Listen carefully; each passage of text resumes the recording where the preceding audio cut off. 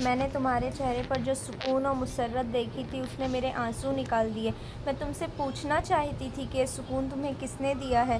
میں تمہارے وجود سے اتنی متاثر ہوں کہ میں نے تمہیں دھوکے میں رکھنا بہت بڑا گناہ سمجھا۔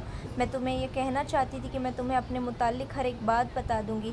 اس کے عوض مجھے یہ کردار اور یہ سکون دے دو اور میرے دل سے وہ دہشت اتار دو جو مجھے بڑی ہی تلخ اذیت دے رہی ہے۔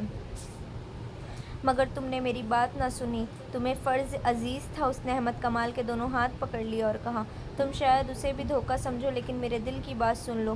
میں تم سے جدا نہیں ہو سکوں گی۔ میں نے کل تمہیں گناہ کی دعوت دیتے ہوئے کہا تھا کہ مجھے اپنی لونڈی سمجھو، مگر اب میں ساری عمر کے لیے تمہاری قدموں میں بیٹھی رہوں گی۔ مجھے اپنی لونڈی بنا لو اور اس کے عوض میں مجھے وہ سکون دے دو جو میں نے نماز کے وقت تمہارے چہرے پر دیکھا تھا۔ میں تمہیں بالکل نہیں کہوں گی کہ تم مجھے دھوکہ دے رہی ہو۔ احمد کمال نے کہا، میری مجبوری ہے کہ میں اپنی قوم کو اور اپنی فوج کو دھوکہ نہیں دے سکتا۔ تم میرے پاس امانت ہو، میں خیانت نہیں کر سکتا۔ میں نے تمہارے ساتھ جو سلوک کیا وہ میرا فرض تھا۔ یہ فرض اس وقت ختم ہوگا جب میں تمہیں متعلقہ محکمے کے حوالے کر دوں گا اور وہ مجھے حکم دے دے گا کہ احمد کمال تم واپس چلے جاؤ۔ وہ اسے دھوکہ نہیں دے رہی تھی۔ اس نے روتے ہوئے کہا، تمہارے حاکم جب مجھے سزائے موت دیں گے تو تم میرا ہاتھ پکڑے رکھنا۔ اب یہی ایک خواہش ہے، میں تمہیں ایسی بات نہیں کہوں گی کہ مجھے فلسطین پہنچا دو۔ میں تمہارے فرض کے ساتھ میں رکاوٹ نہیں بنوں گی۔ مجھے صرف اتنا کہہ دو کہ میں نے تمہارا پیار قبول کر لیا ہے۔ میں تمہیں یہ بھی نہیں کہوں گی کہ مجھے اپنی بیوی بنا لو، کیونکہ میں ایک ناپاک لڑکی ہوں۔ مجھے تربیت دینے والوں نے پتھر بنا دیا تھا۔ میں یہ بھی سمجھتی تھی کہ میرے اندر انسانی جذبات نہیں رہے، لیکن خدا نے مجھے بڑے ہی پرہول طریقے سے سمجھا دیا کہ انسان پتھر نہیں بن سکتا اور وہ ایک نہ ایک دن مجبور ہو کر کسی سے پوچھتا ہے کہ سیدھا راستہ کون سا ہے۔ رات گزرتی جا رہی تھی اور وہ دونوں باتیں کر رہے تھے۔ احمد کمال نے اس سے پوچھا، تم جیسی لڑکیوں کو ہمارے ملک میں بھیج کر ان سے کیا کام لیا جاتا ہے؟ پھر اسے کام کرائے جاتے ہیں۔ لڑکی نے جواب دیا، بعض کو مسلمان امراء کے حرموں میں مسلمان کے روپ میں داخل کر دیا جاتا ہے، جہاں وہ تربیت کے مطابق امراء اور وزراء پر غالب آ جاتی ہیں۔ ان سے صلیبیوں کی پسند کے افراد کو عہدے دلاتی ہیں۔ جو حاکم صلیبیوں کے خلاف ہو اس کے خلاف کارروائیاں کراتی ہیں۔ مسلمان لڑکیاں اتنی چالاک نہیں ہوتی، انہیں اپنی خوبصورتی پر ناز ہوتا ہے۔ وہ حرموں کے لیے منتخب تو ہو جاتی ہیں، لیکن ایک عیسائی یا یہودی لڑکی انہیں بیکار کر کے اپنا غلام بنا لیتی ہے۔ اس وقت تک اسلامی حکومت کے امیروں اور وزیروں اور قلعہ داروں کی آدھی تعداد کے فیصلے میری قوم کے حق میں ہوتے ہیں۔ لڑکیوں کا ایک گروہ اور بھی ہے۔ یہ لڑکیاں اسلامی نام سے مسلمانوں کی بیویاں بن جاتی ہیں۔ ان کا کام یہ کہ اچھے درجے کے مسلمان گھرانوں کی لڑکیوں کے دماغ اور کردار خراب کرتی ہیں، ان کے لڑکوں کو بدی کے راستے پر ڈالتی اور شریف گھرانوں کی لڑکیوں اور لڑکوں کے معاشقے کراتی ہیں۔ مجھ جیسی صلیبی لڑکیاں چوری چھپے تمہارے ایسے حاکموں کے پاس آتی ہیں جو ہمارے ہاتھ میں کھیل رہے ہوتے ہیں۔ ان حاکموں کو سونے کے سکوں کی صورت میں معاوضہ ملتا رہتا ہے۔ وہ مجھ جیسی لڑکیوں کی حفاظت میں ایسے طریقے سے رکھتے ہیں جن سے ان پر واسطہ شک بھی نہیں ہوتا۔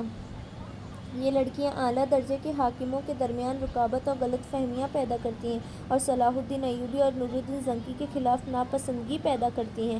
مجھے 2 لڑکیوں کے ساتھ اس کام کے لیے رجب کے حوالے کیا گیا تھا۔ وہ اس صلیبیوں کی درپرواہ کارروائیوں اور مسلمانوں کی ایمان فروشی کی تفصیل سناتی رہی۔ احمد کمال سنتا رہا۔ دوسرے دن سورج غروب ہونے سے پہلے بہت ہی قافلہ قاہرہ پہنچ گیا۔ احمد کمال علی بن سفیان کے پاس گیا اور اسے لڑکی کے متعلق تمام تر رپورٹ دے کر لڑکی اس کے حوالے کر دی۔ اس نے یہ بھی بتایا کہ رجب حبشیوں کے پاس ہے اور اس نے اس جگہ کو اڈہ بنا رکھا ہے جہاں حبشی لڑکی کی قربانی دیا کرتے تھے۔ احمد کمال نے یہ بھی کہا کہ اگر اسے حکم دیا جائے تو وہ رجب کو زندہ یا مردہ وہاں سے لا سکتا ہے۔ علی بن سفیان نے ایسا حکم نہ دیا کیونکہ اس مقصد کے لیے اس کے پاس تربیت یافتہ فوجی تھے۔ احمد کمال نے وہ طریقہ باتوں کے مطابق میں سوچا تھا۔ علی بن سفیان پہلے ہی ایک پارٹی سوڈان بھیج چکا تھا۔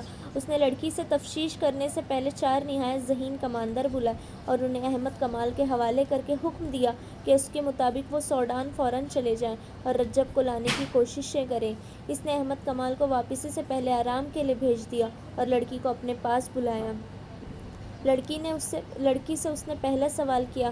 لڑکی نے جواب دیا، احمد کمال میرے سامنے بیٹھا رہے گا تو جو پوچھو گے بتا دوں گی، ورنہ زبان نہیں کھولوں گی، خواہ جلاد کے حوالے کر دو۔ علی بن سفیان نے احمد کمال کو بلا کر اس کے سامنے بٹھا دیا۔ لڑکی نے مسکرا کر بولنا شروع کر دیا۔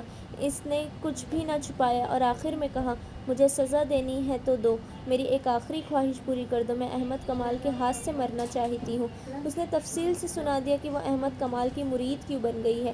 علی بن سفیان نے لڑکی کو قید میں ڈالنے کی بجائے احمد کمال کی تحویل میں رہنے دیا اور سلطان ایوبی کے پاس چلا گیا۔ اسے لڑکی کا سارا بیان سنایا۔ اس نے کہا، آپ کا معتمد فیض الفاطمی ہمارا دشمن ہے، لڑکیوں کو اس کے پاس آنا تھا۔ سلطان ایوبی کا فوری رد عمل یہ تھا، وہ جھوٹ بکتی ہے، تمہیں گمراہ کر رہی ہے، فیض الفاطمی ایسا حاکم نہیں۔ امیر محترم، آپ بھول گئے ہیں کہ وہ فاطمی ہیں۔ علی بن سفیان نے کہا، آپ شاید یہ بھی بھول گئے ہیں کہ فاطمی اور فدائیوں کا گہرا رشتہ ہے، یہ لوگ آپ کے وفادار ہو ہی نہیں سکتے۔ سلطان ایوبی گہری سوچ میں کھو گیا، وہ غالباً سوچ رہا تھا کہ کس پر بھروسہ کرے۔ کچھ دیر بعد اس نے کہا، علی، میں تمہیں یہ اجازت نہیں دوں گا کہ فیض الفاطمی کو گرفتار کر لو، کوئی ایسی ترکیب کرو وہ جرم کو کرتا پکڑا جائے، میں اسے موقع پر پکڑنا چاہتا ہوں، اور یہ موقع پیدا کرنا تمہارا کام ہے۔ وہ جنگ جیسے اہم شعبوں کا حاکم ہے، سلطنت کے جنگی راز اس کے پاس ہیں، مجھے بہت جلدی یہ ثبوت چاہیے کہ وہ ایسے گھناٹے جرم کا مجرم ہے یا نہیں۔ علی بن سفیان سرا گرسانی کا ماہر تھا، خدا نے اسے دماغ ہی ایسا دیا تھا، اس نے ایک ترکیب سوچ لی اور سلطان ایوبی سے کہا، لڑکی جن مراحل سے گزر کر آئی ہے ان کی دہشت نے اس کا دماغ معوف کر دیا ہے، اور وہ احمد کمال کے لیے جذباتی ہو گئی ہے، کیونکہ اس شخص نے اسے دہشت سے بچایا ہے اور ایسا سلوک کیا ہے کہ لڑکی اس کے بغیر بات ہی نہیں کرتی۔ مجھے امید ہے کہ میں اسی لڑکی کو استعمال کر سکوں گا۔ کوشش کر دیکھو، سلطان ایوبی نے کہا، لیکن یاد رکھو میں واضح ثبوت اور شہادت کے بغیر تمہیں اجازت نہیں دوں گا کہ فیض الفاطمی کو گرفتار کر لو۔ مجھے ابھی تک یقین نہیں آ رہا کہ وہ بھی دشمن کے ہاتھوں